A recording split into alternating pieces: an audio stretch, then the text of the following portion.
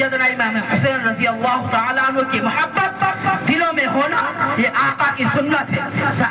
حضرت حسین رضی اللہ تعالیٰ عنہ سے پیار کرنا یہ آقا کی سنت ہے. ایمان کا عین حصہ ہے. جس کے دلوں میں ذرہ برابر بھی حسین ابن علی رضی اللہ تعالیٰ عنہ کی نفرت ہوگی, ذرہ برابر بھی اس کے دل سے حسین کا عشق کم ہوگا, میں اس کو پکا مومن نہیں مانتا.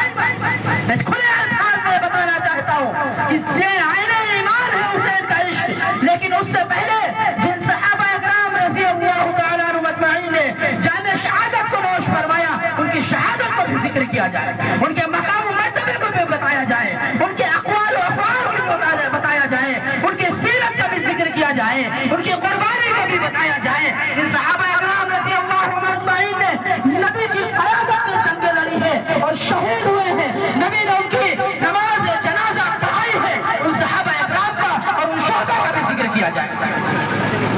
اگر یہ نہیں ہو پا رہا ہے تو یہ ڈھونگ چھوڑ دیجئے اور یہ عشق کا جھوٹا لبادہ اتار کر کے پھینک دیجئے اور بتائیے کہ میں غدار اہل بیت ہوں. میں تو صرف نام کا عشق ہمارے دلوں میں ہے, میں تو صرف اپنے جرائم چھپانا چاہتا ہوں. اتار کر کے پھینک دیجئے یہ لبادہ. اگر سچا عشق اہل بیت سے ہوتا تو تمہاری مجلسوں میں صحابہ کا ذکر ہوتا, تمہاری مجلسوں میں اولیاء اکرام کا ذکر ہوتا, تمہاری مجلسوں میں انبیاء اکرام کا ذکر ہوتا, تمہاری مجلسوں میں سیدنا ابو بکر صدیق رضی اللہ تعالیٰ عنہ کا ذکر ہوتا, تمہاری مجلسوں میں سیدنا فاروق اعظم کا ذکر ہوتا, تمہاری مجلسوں میں سیدنا عثمان غنی کا ذکر ہوتا, تمہاری مجلسوں میں علی مرتضیٰ کا ذکر ہوتا, تمہاری مجلسوں میں سید الشہداء امیر حمزہ رضی اللہ تعالیٰ عنہ کا ذکر ہوتا. لیکن نہیں, کسی کا ذکر نہیں. اس مہینے کو صرف امام حسین رضی اللہ تعالیٰ عنہ کے ساتھ کی شہادت کے ساتھ خاص کر دینا یہ ثابت کرتا ہے کہ تم اس نام کو آگے رکھ کر کے اپنا جرم چھپانا چاہتے ہو, اپنے کرتوت چھپانا چاہتے ہو. تمہارے آبا و اجداد نے جو بدبختی کی تھی, تو اہل بیت و صحابہ کے ساتھ غداری کی تھی, تو اپنے آبا و اجداد کی اس غداری کو چھپانا چاہتے ہیں.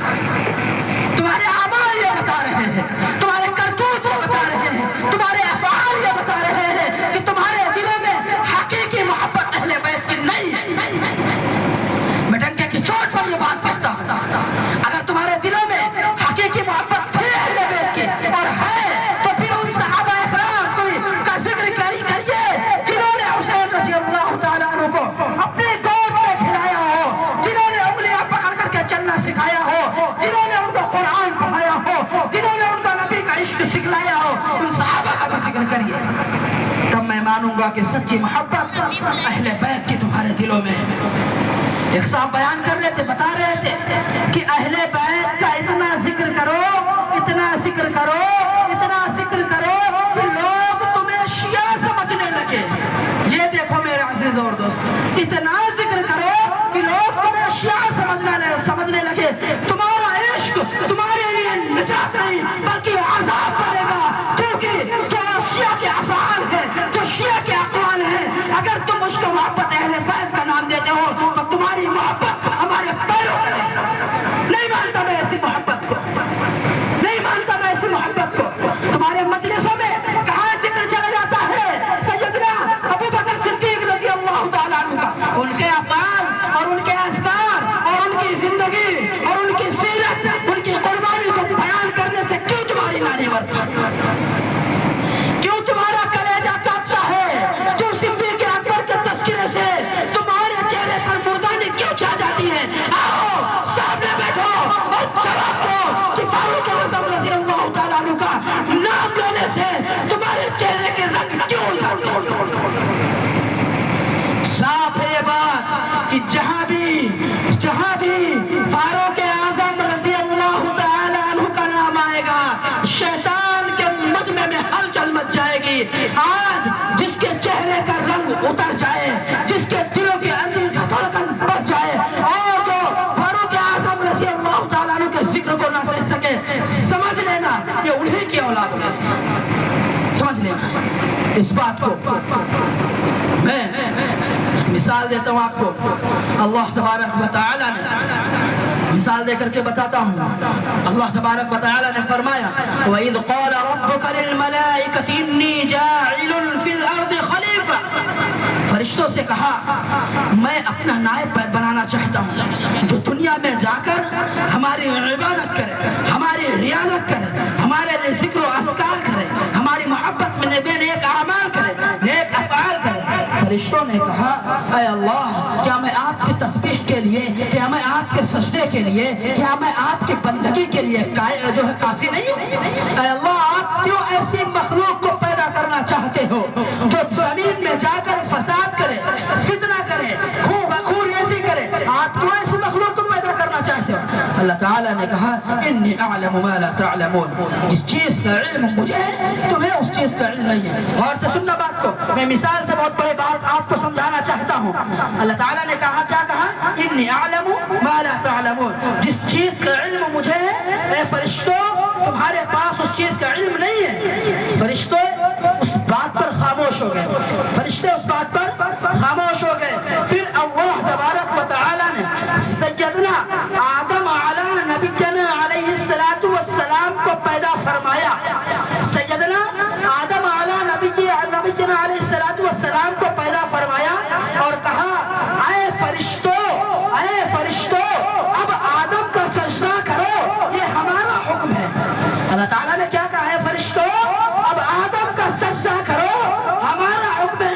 جب اللہ تعالیٰ نے فرشتوں کی مثال سے ایک بات سمجھانا چاہتا ہوں، اللہ تعالیٰ نے جب فرشتوں سے کہا اے فرشتوں میں ایسی مخلوق کو پیدا کرنا چاہتا ہوں، فرشتوں نے اللہ تعالیٰ کے سامنے ایک بات رکھی، اے اللہ آپ کیوں ایسی مخلوق کو پیدا کرنا چاہتے ہو تو زمین پر جا کر کے خونریزی کرے، لوگوں کا خون بہائے، لوگوں کے لیے ان کے دلوں میں حسد ہو۔ اللہ تعالیٰ نے فرمایا انی اعلم ما لا تعلمون، اے فرشتوں تمہارے پاس اس چیز کا علم نہیں ہے جو علم ہمارے پاس ہے۔ فرشتے خاموش ہو گئے، فرشتے خاموش ہو گئے، آواز بند، چوچرا بند، اشکال بند، کوئی بھی اب کوئی مسئلہ نہیں رہ گیا۔ پھر اللہ تعالیٰ نے آدم علیہ السلام کو پیدا فرمایا، پھر فرشتوں کو حکم دیا اے فرشتوں اب آدم کو سجدہ کرو، اب آدم کو سجدہ کرو۔ تو فرشتے بغیر چوچلا، بغیر کسی اشکال کے، بغیر کسی سوال کے، بغیر کوئی بات پوچھے ہوئے فوراً اللہ کے حکم کی تائید کی اور اللہ کے حکم کی فرما برداری کی اور سیدنا آدم علیہ نبینا علیہ السلام کا سجدہ کیا۔ لیکن جب ابلیس کی باری آئی تو اللہ تعالیٰ نے جب اس سے سجدے کے لیے کہا تو اس نے کیا کہا؟ میں تمہارے خلیفہ کا سجدہ نہیں کروں گا، میں تمہارے خلیفہ مجھ سے افضل تمہارا خلیفہ تمہارا نائب نہیں ہو سکتا۔ فرشتوں نے اللہ کی بات کو مانا، اللہ نے فرشتوں کا ذکر قرآن میں کیا، چمکا دیا، ان کو اپنی عبادت کے لیے قبول کر لیا۔ لیکن جب ابلیس کی باری آئی تو اللہ کے خلیفے کا سجدہ کرنا ابلیس نے انکار کر دیا۔ کل کا وہ ابلیس جس نے رب ذوالجلال کے خلیفے کا سجدہ کرنا انکار کیا تھا، آج کا یہ ابلیس نبی کے خلیفہ کی فضیلت کو قبول کرنا انکار کر رہا تھا۔ کل وہ ایک ابلیس تھا جس نے اللہ کے خلیفہ کا سجدہ کرنا انکار کر دیا تھا۔ اللہ تعالیٰ نے لعنت کا تاج اس کی گردن میں ڈال کر ہمیشہ کے لیے جہنمی قرار دے دیا۔ اور آج کا یہ ابلیس نبی کے خلیفہ سے حسد رکھتا ہے، فاروق اعظم سے حسد رکھتا ہے، ابو بکر صدیق سے حسد رکھتا ہے، عثمان غنی سے حسد رکھتا ہے، علی مرتضیٰ سے حسد رکھتا ہے، طلحہ زبیر سے حسد رکھتا ہے، امیر معاویہ سے حسد رکھتا ہے، امیر حمزہ سے حسد رکھتا ہے۔ اسلام کے پہلی شہادت پانے والی حضرت سمیہ رضی اللہ تعالی عنہ کا ذکر ان کی مجلسوں میں نہیں ہوگا کیونکہ ان کے دلوں میں صحابہ کی محبت نہیں ہے، ان کے دلوں میں صحابہ کی محبت نہیں ہے۔ تو میں آپ کو بتانا چاہتا ہوں ایسی مجلسوں میں جانا بالکل حرام ہے۔ جا کر مفتیان اکرام سے فتویٰ لے لیجئے، وہ بتائیں گے آپ کو کہ ایسی مجلسوں میں جانا حرام ہے جس مجلس میں نبی کے صحابہ کی توہین ہو، جس مجلس میں نبی کے اصحاب کو گالیاں دی جائے، جس مجلس میں سیدنا ابو بکر صدیق رضی اللہ تعالیٰ عنہ کو غاصب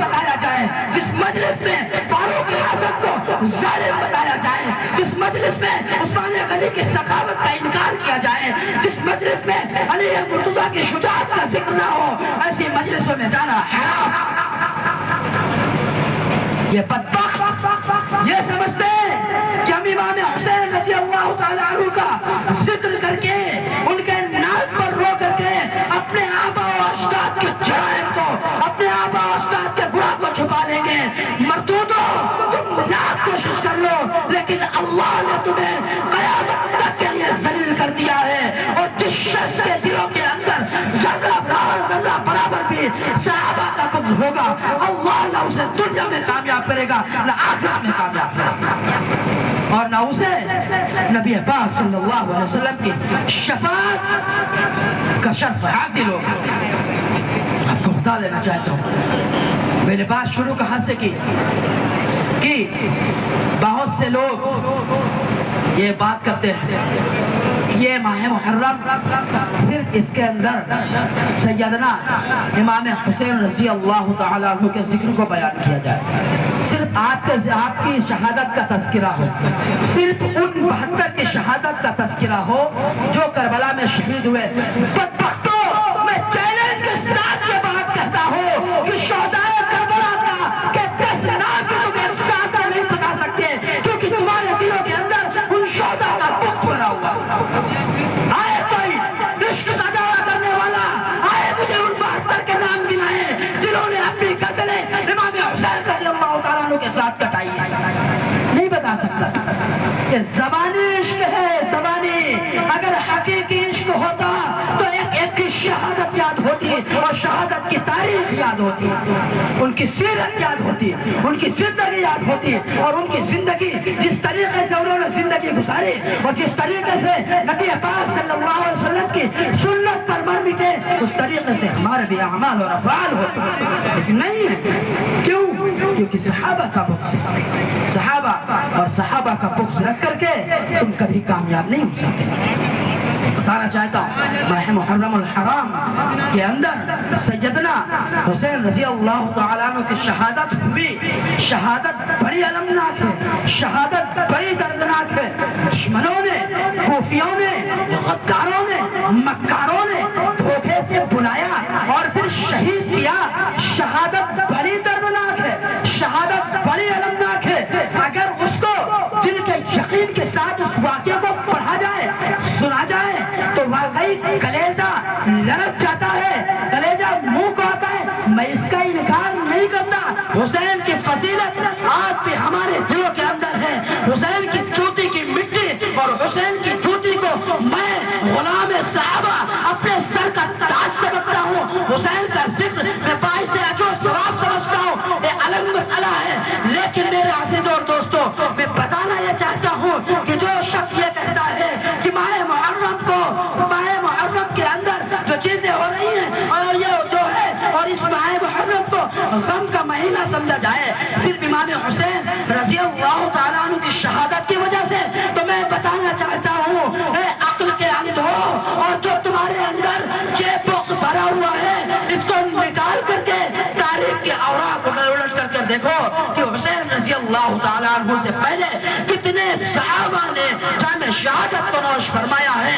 تم صرف امام حسین کی شہادت کی وجہ سے محرم الحرام کے مہینے کو غم کا مہینہ تصور کرتے ہو، تو میں تم سے بتانا چاہتا ہوں تمہیں کوئی حق نہیں ہے کہ تم عید کے مہینے میں سوئیاں بناؤ، تمہیں کوئی حق نہیں ہے کہ تم عید کے مہینے میں نیا کپڑا پہنو، تمہیں کوئی حق نہیں ہے کہ عید کے مہینے میں تم خوشی کا اظہار کرو۔ سوال کرو کہ آخر کیوں؟ عید کا مہینہ تو خوشی کا مہینہ ہے، پھر ہم خوشی کیوں نہ منائیں، پھر سوئیاں کیوں نہ کھائیں، پھر نئے کپڑے کیوں نہ پہنے؟ میں بتاؤں گا کہ اگر محرم کا مہینہ غم کا مہینہ ہے امام حسین کی شہادت کی وجہ سے، تو عقل کے اندھے آؤ ہمارے سامنے بیٹھو۔ میں بتاؤں گا کہ امام حسین رضی اللہ تعالیٰ عنہ کی شہادت 10 محرم الحرام کو ہوئی، 10 تاریخ کو شہادت ہوئی، اس نسبت سے تم اس کو غم کا مہینہ سمجھتے ہو، تو آؤ میں تمہیں بتاتا ہوں کہ 7 عید کی 7 تاریخ کو، 7 شوال المکرم کو آقا صلی اللہ علیہ وسلم کے سگے چچا اسد اللہ، جن کو اسد اللہ و اسد الرسول، اور اللہ اور اس کے رسول کا شعر بتلایا گیا جن کے ایمان لانے سے صحابہ کے اندر ایک جان پیدا ہو گئی. ایسا چنجو، ایسا اللہ کا شعر و دلیر، ایسا جانباز جس کو نبی پاک صلی اللہ علیہ وسلم نے مانگا اللہ سے. اور میرے عزیز اور دوستو، وہ سیدنا امیر حمزہ رضی اللہ تعالیٰ عنہ آقا صلی اللہ علیہ وسلم کے سگے چچا 7 شوال المکرم تو شہید ہوتے ہیں. اس تاریخ کو بھول کر کے تم مزے سے سوائیاں اڑاتے ہو، مزے سے نئے کپڑے پہنتے ہو، مزے سے گلے ملتے ہو، مزے سے خوشی کا اظہار کرتے ہو. لیکن جب ماہ محرم آتا ہے تو تم اپنے جرائم کو، اپنے گناہ کو چھپانے کے لیے، اپنے آبا و اجداد کے کرتوت کو چھپانے کے لیے اس کو غم کا مہینہ بتاتے ہو. کہاں تمہاری نانی مر جاتی ہے عید کے مہینے میں؟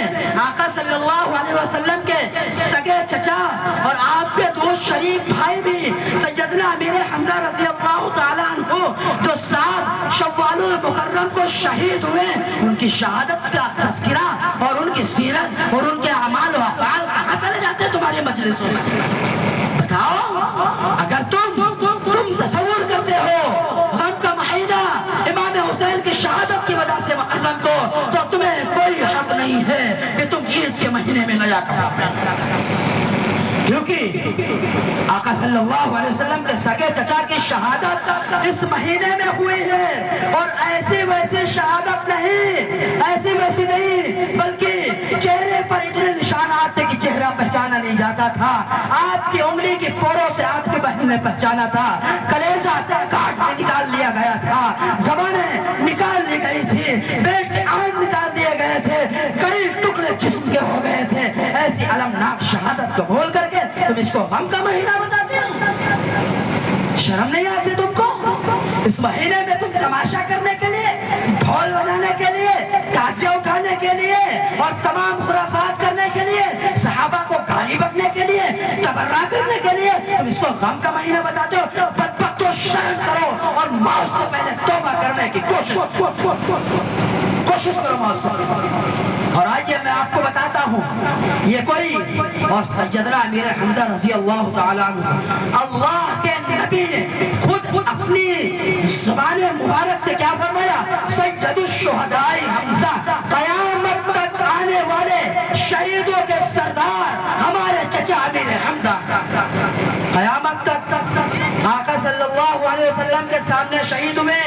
آقا جس کی شہادت پر بلک بلک کر کے روئے، اور شہید کرنے والے وحشی جو بعد میں ایمان لے رضی اللہ عنہ، ان سے کہتے تھے کہ اے وحشی تم میرے سامنے مت آنا، کیونکہ میرے چچا کی شہادت یاد آ جاتی ہے، میرے آنکھ بھر آتے ہیں، میرا غصہ ابلنے لگتا ہے. اے وحشی بے شک اللہ نے تم کو ایمان کی سعادت دی ہے، لیکن میرے سامنے مت آیا، میرے سامنے مت آیا کریے. بتاؤ میرے عزیزوں اور دوستو، اس دلیر جاباز اللہ کے شعر و دلیر کا تذکرہ بھول کر کے تم اس کو غم کا مہینہ شمار کرتے ہو.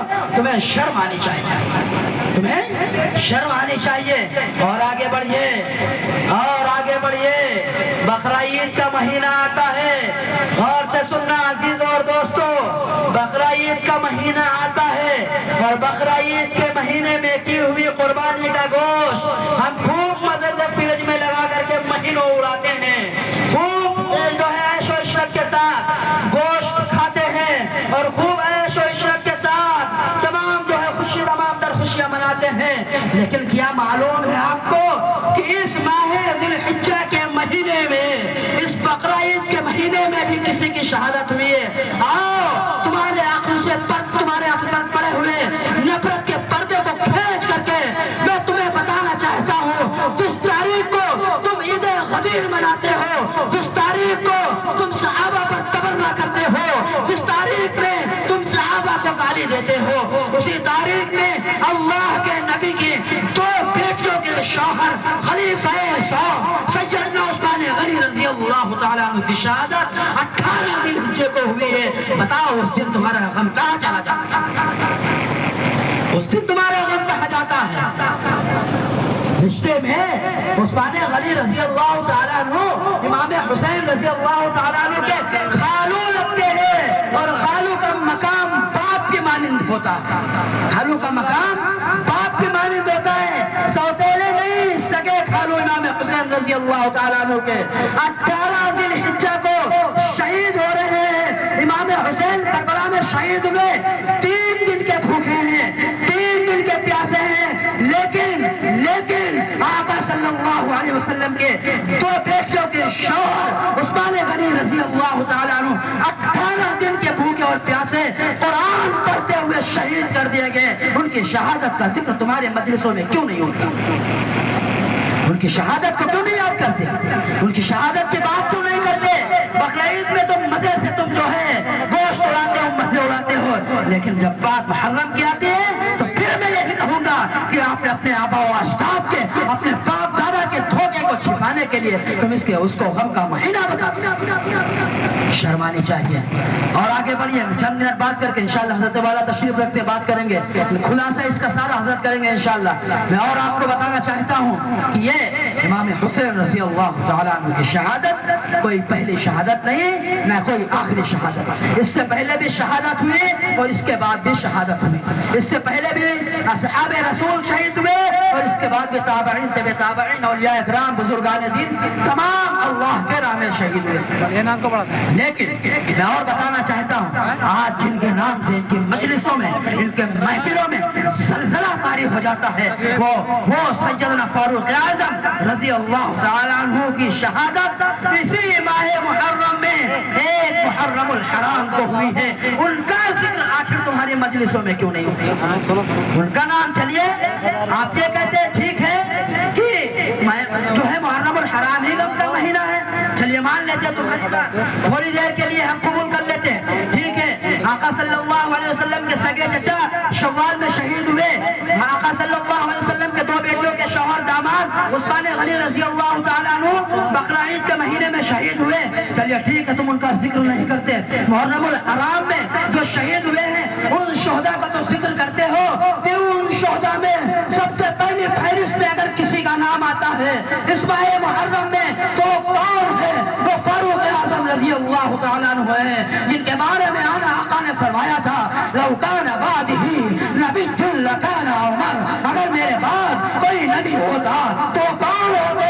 وہ فاروق اعظم رضی اللہ تعالیٰ عنہ ہوتے. وہ فاروق اعظم رضی اللہ تعالیٰ عنہ فجر کی نماز میں مسجد نبوی میں آقا کے مصلی پر شہید ہو رہے ہیں. وہ مہینہ تو یہی محرم الحرام کا مہینہ, تاریخ پہلی محرم. آج کی شہادت کا تذکرہ کیوں نہیں ہوتا؟ محرم میں ہونے والے شہداء کا تذکرہ کرتے ہو تو پہلی تاریخ کو سب سے پہلے شہید سیدنا فاروق اعظم رضی اللہ تعالیٰ عنہ. میں یہیں سے اپنی بات ختم کرنے کی کوشش کرتا. میں ایک بات آپ کو بتاتا ہوں مثال دے کر کے, کہ فیروز نامی شخص جو مجوسی تھا لیکن سیدنا فاروق اعظم رضی اللہ تعالیٰ عنہ کا غلام تھا. آپ مسجد نبوی فجر کی نماز میں اس نے منبر کے پیچھے پہلے سے اپنے آپ کو چھپا رکھا تھا اوزار کے ساتھ, اور اس کے بعد وہ جانتا تھا کہ سامنے سے فاروق اعظم رضی اللہ تعالیٰ عنہ کا مقابلہ جب پورے کی پوری فوج نہیں کر سکی, پورے کے پورے لشکر کے پیر اکھڑ گئے, تو میں کہا کر سکتا. اس لیے نماز کی حالت میں اس نے حملہ کیا اور آپ کو شدید زخم لگے, آپ کو شدید زخم لگے. پھر وہ بدبخت, وہ ملعون, وہ خبیث بھاگ نہیں سکا, اب اپنے آپ کو بچانے کے لیے, اپنے آپ کو چھپانے کے لیے, اپنے آپ کو بچانے کے لیے اس نے کیا حربہ استعمال کیا؟ اس نے وہی خنجر جس سے فاروق اعظم رضی اللہ تعالیٰ عنہ پر حملہ کیا تھا, اسی خنجر کو اٹھا کر کے اپنے سینے میں پیوست کر لیا, اپنے اسی خنجر سے اپنے سینے کو چاک کر لیا اور مر گیا وہیں پر. میرے عزیزوں اور دوستوں, میں بتانا یہ چاہتا ہوں کہ کل فاروق اعظم کا قاتل اپنے ہی ہاتھوں سے اپنے آپ کو ہلاک کیا, آج حسین ابن علی کے قاتل بھی اپنے ہاتھوں سے اپنے آپ کو ہلاک کر رہے ہیں. اور میں یہ کہتا ہوں کہ تم اپنی مجلسوں میں یہ بتاتے ہو کہ ان کے دلوں میں حسین کی عظمت نہیں ہے, یہ ہمارے ماتم سے چڑھتے ہیں, یہ ہمارے نوحے سے چڑھتے ہیں, یہ ہماری کرتوت سے چڑھتے ہیں. میں بتاتا ہوں ذمہ داری سے علماء سے معذرت چاہتا ہوں. تم یہ کہتے ہو کہ عید گیٹ جو ہے ہماری ماتم سے چڑھتے ہیں, میں نہیں چڑھتا. تم آؤ ہمارے سامنے, میں تمہاری حمایت کروں گا. تمہارے سینے کے اندر جو سالوں سال سے تمہارے آبا اجداد اور تمہارے سینوں کے اندر جو صحابہ کا بغض بھرا ہے, تم مار مار کر کے نہیں نکال پا رہے ہو. آؤ میں تمہاری مدد کروں گا. جو صحابہ کا بغض تم سالوں سال میں برسوں میں نہیں نکال پائے, وہ صحابہ کا بغض جو صحابہ کا غلام ایک دن میں کوٹ کوٹ کر نکال دے گا انشاءاللہ. لاؤ زنجیریں ہمیں دو. تم مار مار کر کے تھک گئے ہو. تمہارے جو پیوست ہے تمہارے دلوں کے اندر اور تمہارے شریر میں اور تمہارے جسم میں, لاؤ زنجیریں ہم مارتے. میں نہیں نکال پا رہا نا صحابہ کے بغض کو, میں کوٹ کوٹ کر کے نکالوں گا انشاءاللہ. پھر دوبارہ ضرورت نہیں ہوگی. لیکن تمہارے اندر یہ اتنی ہمت نہیں ہے, نہ خنجر اٹھیں گے نہ تلوار ان سے, یہ بازو میرے آزمائے ہوئے ہیں. اگر ہمت ہے نا, میں نہیں تمہاری جو ہے ماتم کی میں ایسے نہیں جو ہے مذاق بناؤں گا, میں تو تمہاری مدد کروں گا. بلاؤ تو مجھے, جو سینہ تم کوٹ کوٹ کر کے تھک چکے ہو, تمہارے ہاتھ تھک چکے, لاؤ سینہ میری طرف کرو. صحابہ کا بغض تو تمہارے سینوں میں بھرا ہوا, ایک دن میں انشاءاللہ نکال کے رکھ دوں گا. تم سروں پہ چھریاں مار مار کر, تمہارے اندر ڈر لگتا ہوگا اپنا خون بہانے کے لیے, صحابہ کا بغض والا خون بہانے میں تمہیں ڈر لگتا ہوگا. لاؤ تم اپنے سامنے سر کرو اور اپنا سینہ کرو, لاؤ چھری اور تلوار ہمارے ہاتھوں میں دو. میں ایک منٹ میں بلکہ ایک جو ہے چند سیکنڈ میں انشاءاللہ نکال کر کے رکھ دوں گا. لیکن نہیں ہمت ہوگی تم سے. اس لیے میرے عزیز اور دوستو, میں بتانا یہ چاہتا ہوں آپ لوگوں کو کہ ایسی مجلسوں میں جانا قطعاً حرام ہے جس میں صحابہ کی ذات پر تبرہ ہو, جس میں صرف اہل بیت کا نام لے کر کے صرف جھوٹی محبت کا اظہار کر کے صحابہ کو گالیاں دی جائے. امیر معاویہ رضی اللہ تعالیٰ عنہ کو, اور اسی طریقے سے فاروق اعظم رضی اللہ تعالیٰ عنہ کو, سیدنا ابو بکر صدیق رضی اللہ تعالیٰ عنہ کو, ان کو غاصب اور بہمان بتایا جائے. جس مجلسوں میں, ایسی مجلسوں میں جانا حرام ہے. ان کی جنازے کی نماز پڑھنا حرام ہے, ان کی دعوت کھانا حرام ہے, ان کی مجلسوں میں جانا حرام ہے. پورے طور پر ایسے لوگوں سے کنارہ کشی کرنا چاہیے, دور رکھنا چاہیے. نہ تو ان کو اپنی دعوت میں بلانا چاہیے, اخلاص سے کنارے اٹھا کر کے رکھ دو. جس کے دل میں صحابہ کی عظمت نہیں, وہ میرے پیروں کی کھاد بھی نہیں ہو سکتا. ہم اس کو اپنے پیروں کی جوتی بھی نہیں سمجھتے. ان بدبختوں کو میں اپنے مجلسوں میں میں دھکے دے کر کے ایسے لوگوں کو نکال دوں اپنی مجلسوں سے جن کے دلوں کے اندر صحابہ کا بغض ہے, جن کے دلوں کے اندر اہل بیت کا صرف نام لے کر کے اپنے جرائم چھپا رہے ہوں, اپنے گناہ کو چھپا رہے ہوں. میرے عزیزوں اور دوستوں, ایسے لوگوں کے یہاں جانا, ایسے لوگوں سے ملاقات کرنا, ایسے لوگوں کی دعوت کھانا یہ بالکل حرام ہے. کسی بھی مفتیان اکرام سے جا کر کے فتویٰ لے لیجیے. اللہ تبارک و تعالی ہم سب کو صحیح سمجھ نصیب فرمائے, اور صحابہ اکرام رضی اللہ تعالی عنہم اجمعین کی سچی محبت ہم سب کے دلوں میں اتار دیں, اور آقا صلی اللہ علیہ وسلم کی حقیقی محبت اور آپ کے صحابہ کی سچی محبت اور آپ کے صحابہ کا عمل اللہ تبارک و تعالی ہمارے لیے جو ہے اس عمل پر ہمیں پوری طور پر زندگی گزارنا اللہ تبارک و تعالی ہمیں آسان فرمائے, اور صحابہ کی محبت کے ساتھ, اہل بیت کی محبت کے ساتھ اللہ تبارک و تعالی ہمیں اس دنیا سے جو ہے رخصت فرمائے. اللہ تبارک و تعالی ہمیں اور آپ کو کہنے سننے سے زیادہ عمل کرنے کی توفیق عطا فرمائے. آمین. وآخر دعوانا الحمد للہ رب العالمین.